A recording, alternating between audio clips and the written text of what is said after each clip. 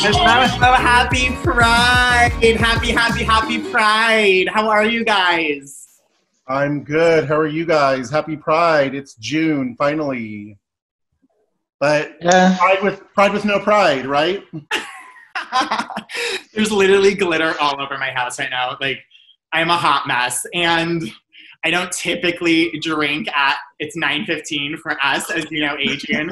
I don't typically drink vodka lemonade with mint this early. But we're also celebrating in Israel right now. Ron is, wait, what time is it for you? You're 10 hours ahead of us, right? Yeah, 7 p.m. Got it. So I'm going to And if you're going to stay with me just for a while longer, I will show you the most amazing sunset from the 39th floor of our office. Oh, you're at our new office. You're at the new office? I am.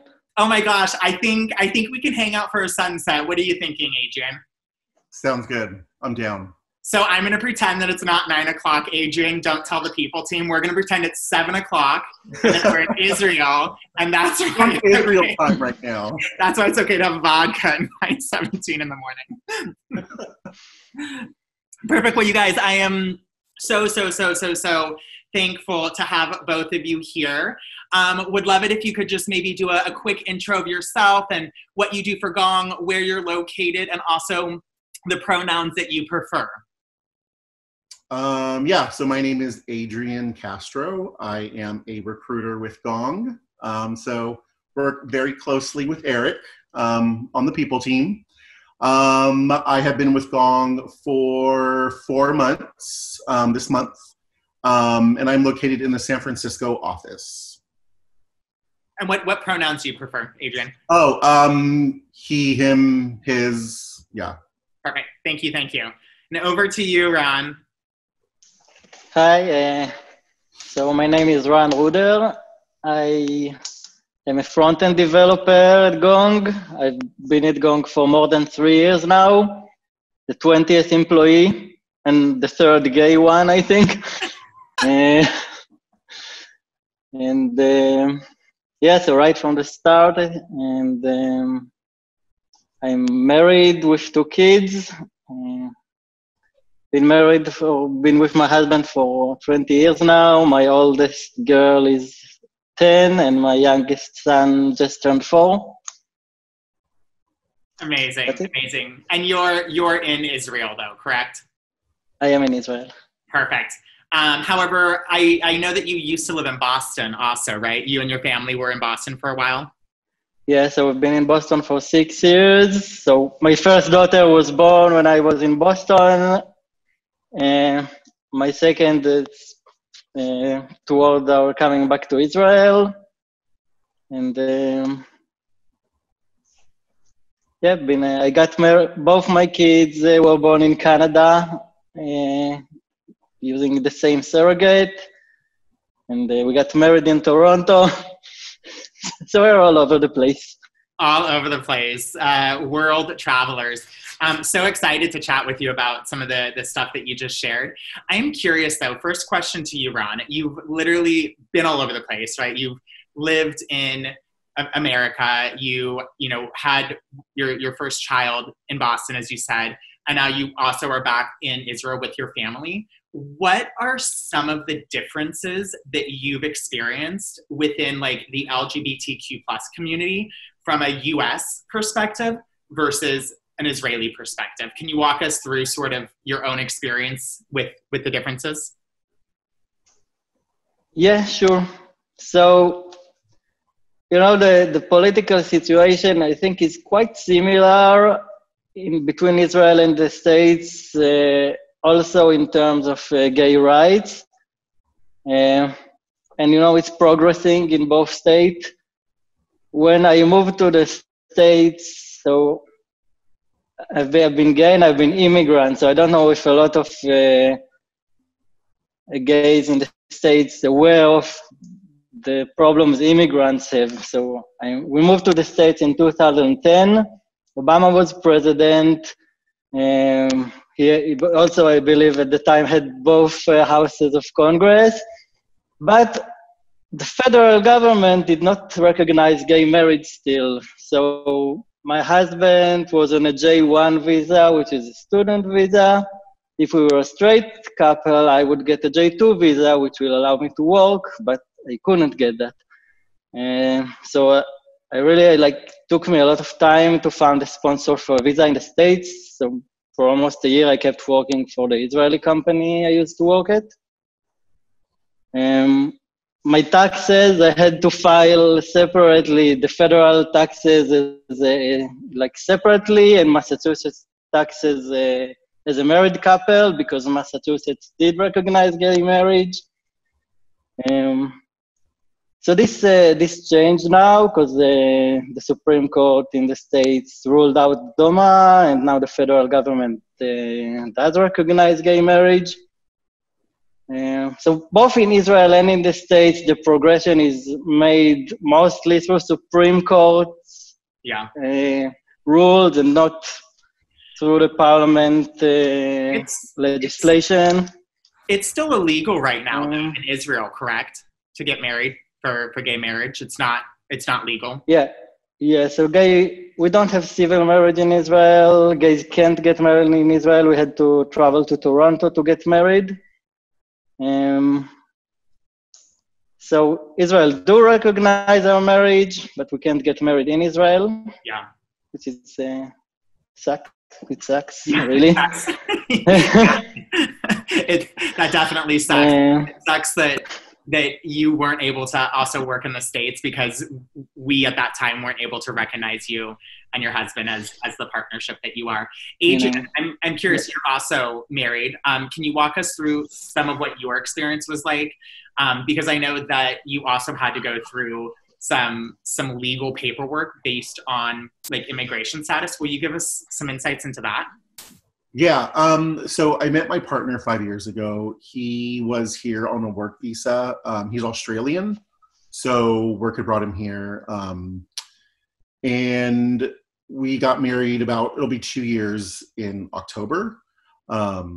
So we decided to get him or apply for a green card. So that's why when I first started Gong, I had to take that day off because we had the interview. So we were married at, just 2 years ago when, gay marriage was legal in, the US, California. So we didn't have as hard of a time as, Ron did. It was pretty easy. I mean, even him applying for his green card, I think because of the Trump administration. Remember Trump's comment about he said, why can't we get more, what do you say, white people or something here to America from I forgot what country he said, right? Mm-hmm. But it was Denmark or whatever. I can't remember. But anyways, what's interesting is that his green card got approved 2 days later or a day later after we went in for the interview. And I think it's because he's white. He's from Australia. He has multiple degrees, whereas his coworker, his wife is from China, and they had their interview before we did. And she didn't find out for a month later or 2 months later that her green card got approved. He found out before her. So it's crazy. We've actually have been kind of lucky in that fact that it was a smooth process, and, we did hire a lawyer. But yeah, we were married already when it was legal, so it wasn't that hard of a process for us. It is crazy that literally in 2 days, you and your husband had a. Yeah, it was what? It already got approved? It was crazy. And other people are either waiting 2 months and crossing their fingers that their entire life isn't going to be disrupted, or to Ron's experience, literally have to leave the country. Yeah. Go to another country to get married, and then come back to your home, right, where you're from, and then have to have these conversations and these, the legalities of having it recognized. It's crazy to think about. If that doesn't tell you we have a lot more to do, right, for the LGBTQ plus community, I think I'm going to text him because he's downstairs working. I think Australia, either gay marriage is not recognized or it just got recognized, I think. Wow. So that's even for, a Western country like Australia. They didn't recognize gay marriage. If it is recognized now, it wasn't until like a year or two ago. Yeah. So I'm curious. I know, Adrian, you and I have chatted before. We both want children. We both want a family. Yeah. Obviously, we're a few years from making it happen, those next steps, if you will. But Ron, you already, as you said, you've got a 10-year-old, your 4-year-old as well. You went through surrogacy, the same surrogate. Can you walk us through sort of, and I know Udi Lettergore, our chief marketing officer, he and his husband have 3 babies, similar story, but different. They had to have surrogacy and also leave Israel to make that happen. I can only fathom the amount of cost that would take, right? And even myself now, like, I am literally saving for a family because, in the States, if we want to go through surrogacy, it's between $60,000 to $80,000, right? And like, that's a lot of money. More.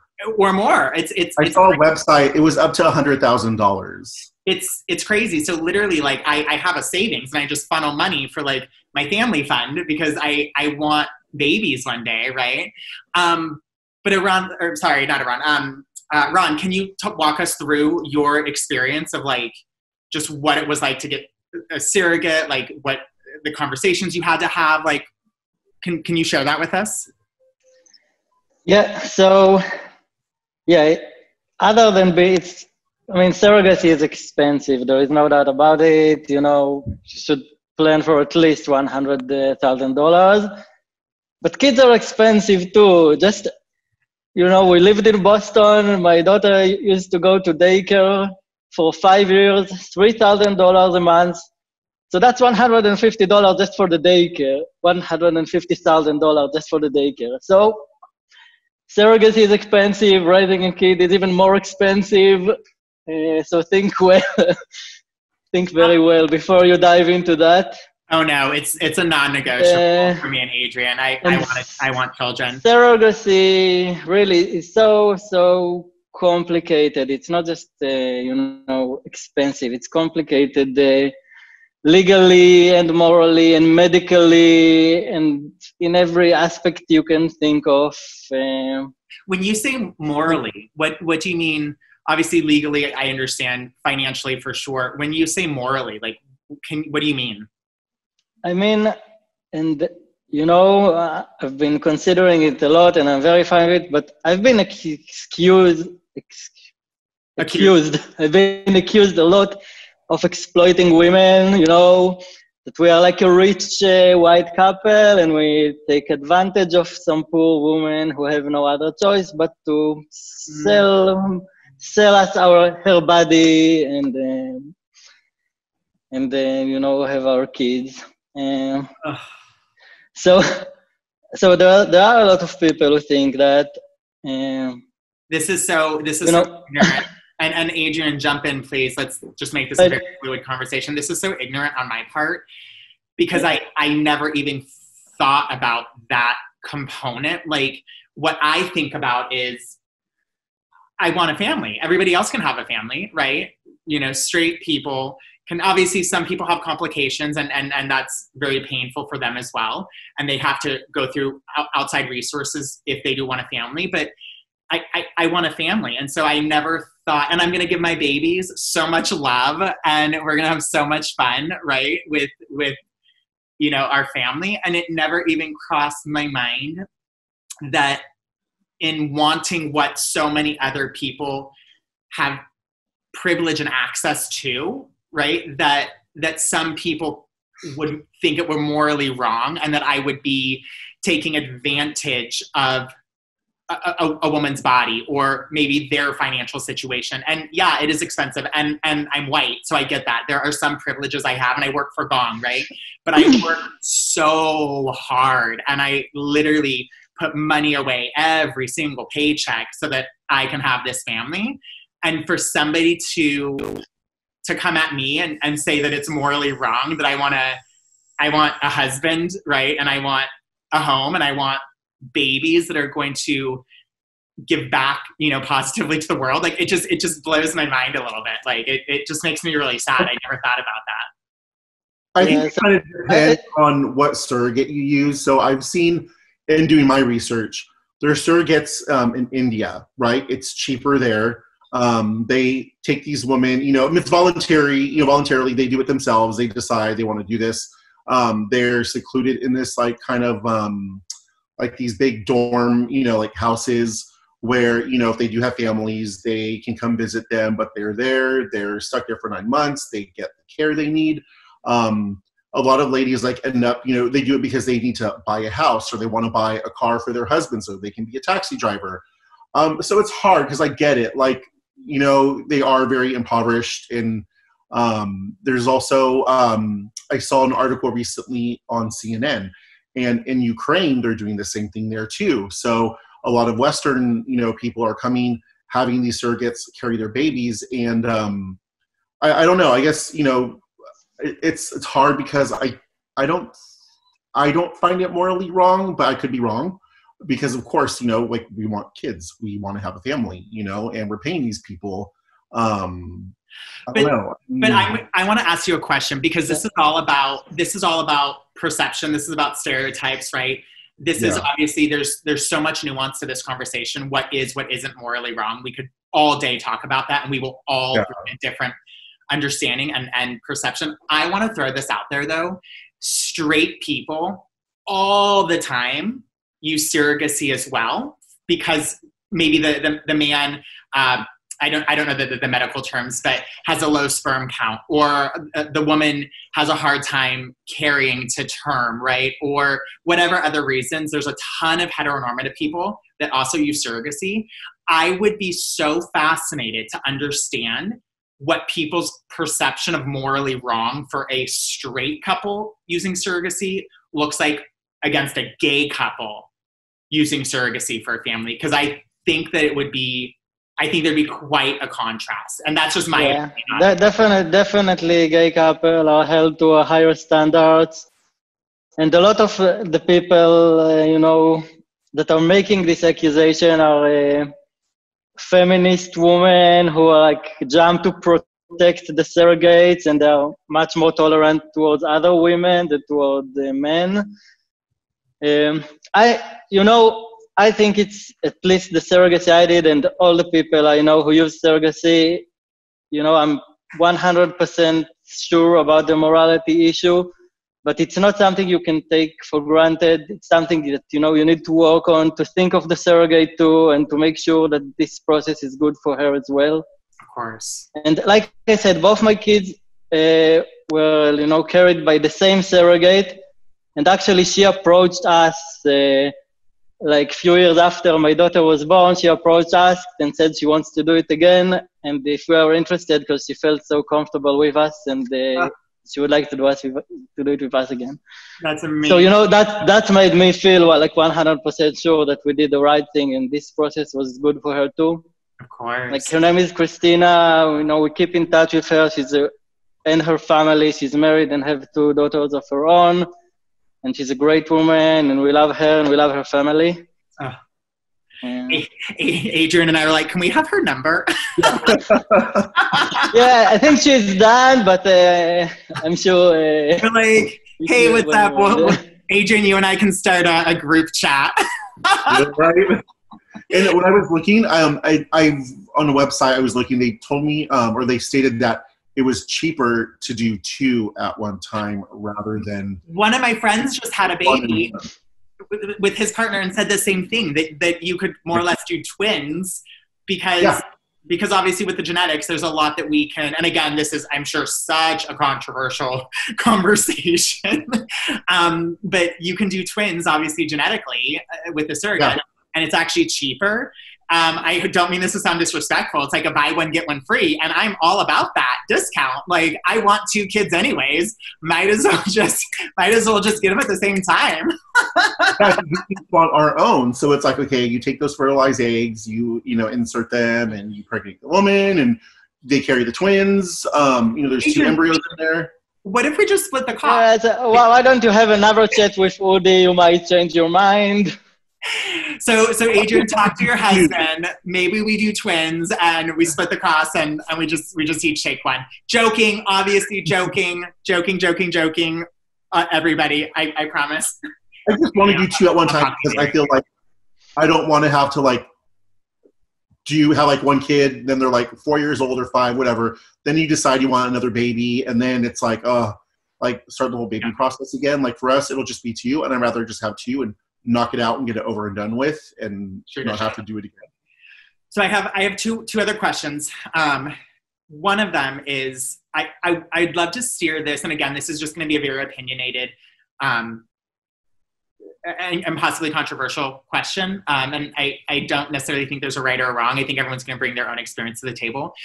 With all of this talk of obviously cost, legality, complications, right, even morale, as I'm now aware of, what is the responsibility of a workplace to help facilitate some of these conversations or provide some of these resources or offer some of this support? You know, I know that Starbucks, right, is a company that offers financial assistance to same-sex couples who want to adopt. Obviously, like, Gong is phenomenal. I don't think that maybe we're there yet as a company because we're still growing, right? We're at 300 people. I don't even know what those conversations look like or how you start them. Obviously, we're building out that foundation now with, you know, Kate coming in and Sandy and you know, the HR team, the people team. But what is your opinion, Adrian and Ron, that either a company should or should not help facilitate some of these resources and possibly financial assistance to really create, first of all, for me, I think it's the right thing to do. But secondly, to create a really safe work environment that's inclusive of everybody, right? What are your thoughts there? I mean, I think if you're a company like Starbucks and you have a shit ton of money, then yeah, give back to your employees. But you know, like a company like Gong, you know, we're new, we're still like, you know, a baby, like an infant when it comes to like, you know, the development of our company where we're at. So I wouldn't expect it. It would be nice, of course. But yeah, I just think if you're a larger organization and you have the money to, then why not? Because obviously coming from like a recruiter's point of view, it helps retain people too, to know that, hey, my job's offering this surrogacy program and my wife and I, or my husband and I, we can't get pregnant. You know, let's take advantage of that, you know? Yeah, so I think, you know, if you're in a financial position as a company to do so, then why not? Yeah. What about you, Ron? Yeah. So I don't know, like the first thing, you know, I want from my workplace is equality. So maternity leave, I can tell you, like I said, when my first daughter was born, I was still working for an Israeli company.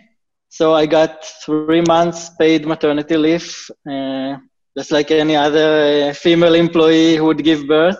And no, like having children is something really important in Israel, and the state support it. And I think, as far as I know, gays get the same right as any other couple.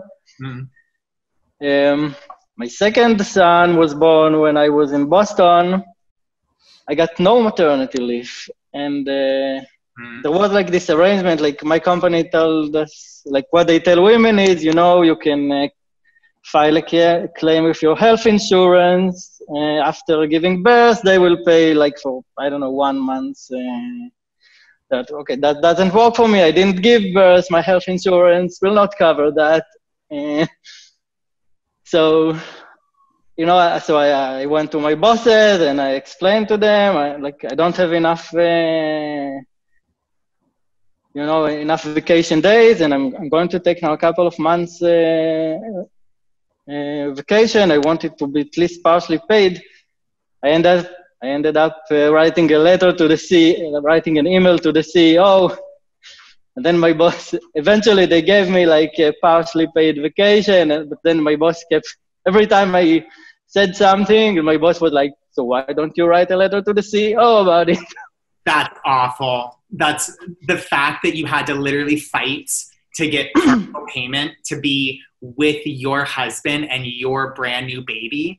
And the fact that you had to fight to get that, and then it was used against you numerous times in the workplace again, like, I am so sorry you went through that. Like that is utter discrimination and bullying at its finest. I am so sorry for that experience. It makes me sick. Yeah, I didn't take it so hard, like you was half joking, but But there's always a bit, but yeah. I firmly, half joke or not, there's always some truth behind what people say. And joking or not, it's a real problem for our community. And obviously Gong is amazing, and we give, you know, the same maternity and paternity leave to all of our employees, regardless of sexual orientation. So for Gong, great. Like, we work at an amazing company that's supportive. Our CMO has 3 babies of his own, right? And a husband. But for all of those other companies and the people in our community that have to fight to get partial payment to be with their baby and their husband, like, it's a real issue. Like, it's so sad to me. Now I'm happy I'm having vodka at 9 a.m. Okay, so my final question, because I think obviously with everything that's happening, not just for our community, right, but for Black Lives Matter. By the way, I promised you sunset, so. So excited for this. I don't know what you can see, actually. Wow. Oh. So beautiful. Adrian, we need to go to the new office in Israel. I know, right? So beautiful. By the way, let's just plug this. Sandy and Kate watching. Salesforce, again, they're a bigger company, but they do 6 months of maternity and paternity leave, paid leave. This is the thing. I have no doubt that we're going to get there. We're still a startup. Like, I have no doubt that like Gong is going to get to the same place that these other larger companies are at. And as I said, like, we all see it, the foundation that's being put in place now, the support, the fact that Gong is, you know, helping us create this visibility for our community it says everything about who we work for. So last question, and obviously there's just a lot going on for a lot of different communities, right? With discrimination and injustice. Black Lives Matter is you know, one of those conversations. Obviously there's also a lot of Black lives that are within our community as well, right? Sexual orientation doesn't know a race, right? Or a gender. My question is this though. I keep saying we have a lot more to do, right? And obviously at Gong, we're having these conversations now of like, what are actionable steps that we can we can make impact now, right? And what does that look like in 3 months? And what does that look like in 6 months? And we're even looking at possibly, and I'm not going to say that now. I think I was about to say something like, wait a minute, hold on, Eric. I don't know if I should advertise that. All of a sudden, me find out like text messages to me. It's like, what are you doing? Anyhow, Gong is just doing a lot of really, really unbelievable things to step up to the plate. But we're not just talking about it, we're actually doing it. And I know, Ron, that you are passionate about volunteerism, and you actually are a part of a community in Israel where you go to schools right now and educate students on what it's like, more or less your story now, right? What it's like to be a gay Israeli dad, what our community looks like, what supporting that community also looks like. Would love for you to just share a little bit about that. And then Adrian, as a follow-up, would love for you to share what you think we can all do in the workplace and also outside the workplace to continue not just talking about the problem, but actually having actionable steps to fix it, which is obviously discrimination and injustice is what we're aiming to fix, right? Ron, would love to hear a little bit about the program that you support. Yeah, so I do volunteer in Israel in an organization that educate mostly high schools, but I've also given like lectures in the army and to police officers. So every organization that invites us, but we're doing more, like I think almost every high school student in Israel, at least in schools that are not religious, attend one of these encounters. When we come to a school, we tell our stories, and whether there are gays, transgenders, lesbian, all kinds of LGBTQ, and we tell our story, and we have an open discussion with them. We answer any questions. We are very open. I love it. And I really think this is making a lot of change. And It's education. but yeah, education, and we talk about. I just tell you, so we have all diversity, really, and a lot of the students, tell me, yeah, but you're so normal. You're like you don't even look gay, or You don't have a you're glitter married beard. with kids, and Would they think that I was normal? Probably not then, right? no, they would love you though. Ron, that Yeah, is really, so being gay, I'm gay, but I was not given the gift of style. So you're the normal gay, right? You're the one that nobody would know if you were gay or boring, not, yeah, right? the boring gay. Yeah, you're the boring. So gay. that's something I always tell them. Like, really, normal is overrated. Like normal is boring. Don't try to be normal. I don't think I could. I feel normal. I think I am normal. I never think about me as like, oh, I'm gay. I don't think about that. I'm just who I am, right? Like, and then all of a sudden I'm on a Zoom and I've got glitter everywhere. I'm like, oh, maybe I'm a little loud. Maybe. I literally can't thank you enough. Like on behalf of our entire community, Ron, the fact that you are helping to educate people on this conversation, and equally important, the fact that you are educating the army and the military, the fact that you're educating police officers as well. That is what we need now more than ever, is that education, because so many people in power, they don't understand, and you can only understand through what we're doing, having a conversation and educating people. So literally, I feel confident to say on behalf of our community, like, thank you for creating that visibility and that conversation that's going to actually lead to change. Thank you, thank you, thank you. Adrian, over to you. What can we do in a workplace? What can we do outside the workplace that will actually drive change and action? Oh my God, this is like so hard because I mean, given the current climate in America right now, it's on the news every night. I don't know. Like, I wish I had an answer, but I don't think change is going to happen overnight. It's going to take time. Because of everything that's happening, Gong has taken a very large amount of money and has made some donations to different charities. One of them specifically is for Black trans people in San Francisco. And when I found out, sorry, I cry in every one of these series because I'm just like overwhelmed by how lucky we are to work for a company like Gong, where you get time off and you don't have to email the CEO and ask for partial pay. But Gong is actually making a large donation to a Black trans community in San Francisco to help support with, again, the discrimination and injustice that specific community, part of our community, part of the Black Lives community, is struggling with. And so, yeah, I never think of Gong when I ask these questions for those reasons. Yeah, but it's like, I mean, I'm sure they are too, but it's like, just kind of what comes on the top of my head. Also, maybe, just having more like powerful discussions, like rather than just have a happy hour just to have, which usually though Gong has like meaning, there's some kind of like substance behind a happy hour, maybe having more happy hours about, educating people when it comes to like race, maybe. I don't know. Like I said, I'm actually 100% Mexican, right? You probably can't tell, but like, I think long-term what has to be done and what we could do is, like fortunately I was raised that, you had to go to college, education is important. But not all people are raised like that. So I think maybe to help, and this would, sound a quick fix, but volunteering at those, boys and girls clubs, being a mentor to minority children or, young adolescent youth who live in these areas of San Francisco where,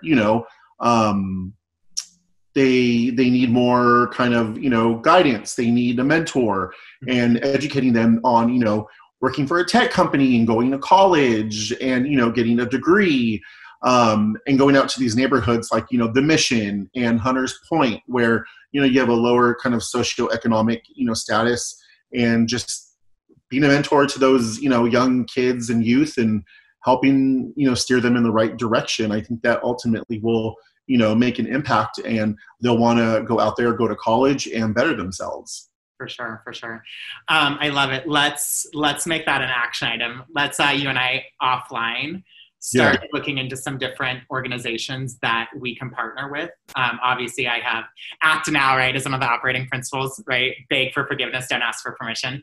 I have no doubt that Gong will 1,000% stand behind and support that. So let's continue that conversation. Well, you know what we could do too? This is probably like random. When I worked at Walk Me, once a month, we had lunch and learns like quite often, but once a month what we would do is we would have someone from like a different, ethnicity background, do a lunch presentation about their native, or like their country, where they came from, their parents came from. And then we would cater whatever it was, that day for lunch, that type of food. So like if someone was from, like India, right, they would do a presentation on India, and they would tell us like what state they were from, and just like cool facts and things like that. And then we would have like Indian food for lunch that day. I love it. Yeah. Once we're back in office, let's make that happen. Yeah. You guys, literally, I cannot thank you enough for sharing your stories and for everything you're doing to help continue the conversation. As I always say, we have a lot to celebrate, but we have a lot more to do. So thank you for helping us do that. Happy Pride, you guys. Happy Pride. Adrian, are you going to put some Lady Gaga back on and we'll dance it out? Yeah, we could do that.